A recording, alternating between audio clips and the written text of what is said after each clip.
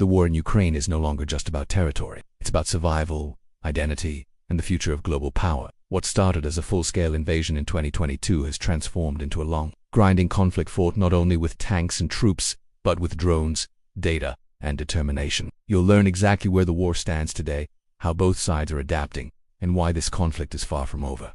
In this video, we're going deep. Let's decode the current state of the Ukraine war. As of mid-2025, the front lines in Ukraine have largely frozen, but they are far from silent. These towns have become symbols of resistance and destruction, hammered daily by artillery and drone strikes. In the east, Russian forces continue to push in small, deliberate offensives, especially around Chasiv Yar. In the south, Russia maintains control over the land corridor to Crimea. Towns like Tokmak and Melitopol remain heavily fortified, acting as logistical lifelines for the Russian military presence on the peninsula, reinforced by layers of trenches, minefields, and mobile defense teams. The territory changes little day to day, but the cost of each kilometer is enormous. Ukraine holds its ground in key regions. This is trench warfare reimagined now, with drones overhead and cyber warfare in the background. With help from Iran and possibly China, they are churning out loitering munitions, long-range recon drones, and electronic warfare systems to suppress Ukrainian UAV. In this phase of the war, drones are king. Small units, acting autonomously, strike behind enemy lines, destroy supply convoys, and then vanish. They can hover silently above tanks, sneak through windows, or destroy vehicles with pinpoint precision. Digital communication systems and NATO training have made Ukrainian units more mobile and unpredictable. These range from cheap, off-the-shelf FPV drones used for suicide attacks to high-end surveillance drones linked to satellite intelligence. Both Ukraine and Russia rely on a staggering number of unmanned aerial vehicles. Ukraine has built a decentralized drone industry. Volunteers and engineers repurpose electronics, install explosive charges, and send them off to the front. These drones are small, fast, and accurate. Russia, meanwhile, has turned drone warfare into an industrial-scale operation. To survive this drone-dominated battlefield, both sides use electronic jamming, GPS spoofing, and increasingly artificial intelligence. It's a new kind of arms race. Cheap, fast, and deadly. In some areas, Russian forces fire 10 times more shells than Ukraine can return. Despite immense losses, Ukraine has shown remarkable resilience, causing immense damage while staying out of reach of Ukrainian air defenses. Propaganda floods social media.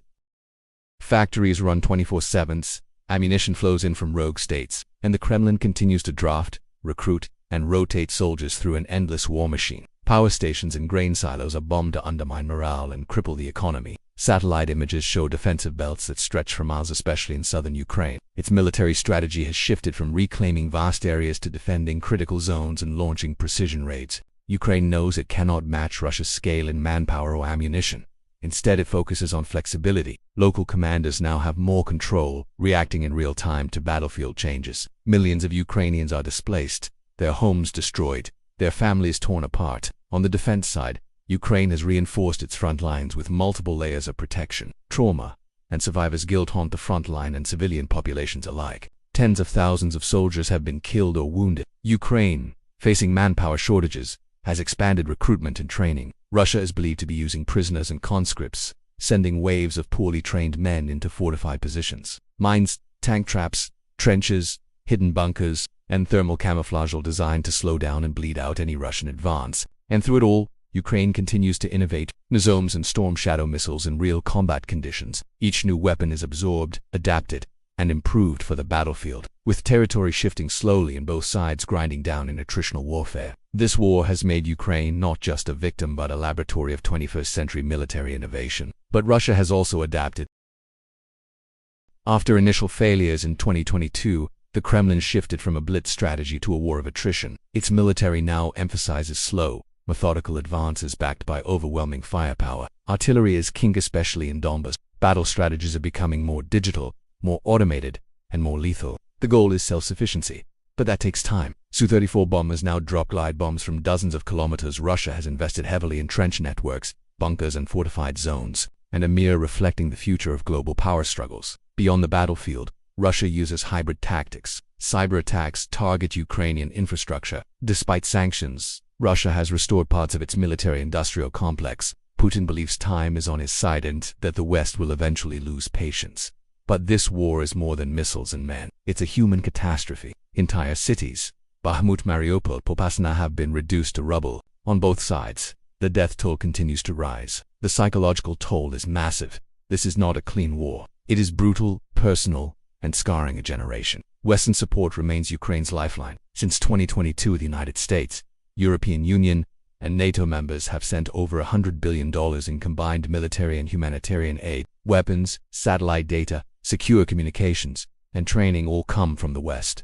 But so does uncertainty. As elections and economic crises hit Europe and America, public support fluctuates. Some parties argue for negotiation, others demand an end to the funding. Still, Ukraine remains. It now produces more of its own drones, munitions, and tech than ever before. Western intelligence and logistics are still critical. Without them, Ukraine would be isolated. With them, Ukraine holds the line. So where does this war go from here? 3 outcomes are being discussed. 1. The stalemate continues. 2. A major escalation possibly involving strikes deep into Russia, or even the use of non-conventional weapons. Or 3. A political breakthrough that leads to negotiation, likely for now, but not impossible in the long run. The truth is nobody knows. But what's clear is that both Ukraine and Russia are preparing for a long conflict. Defense industries are ramping up.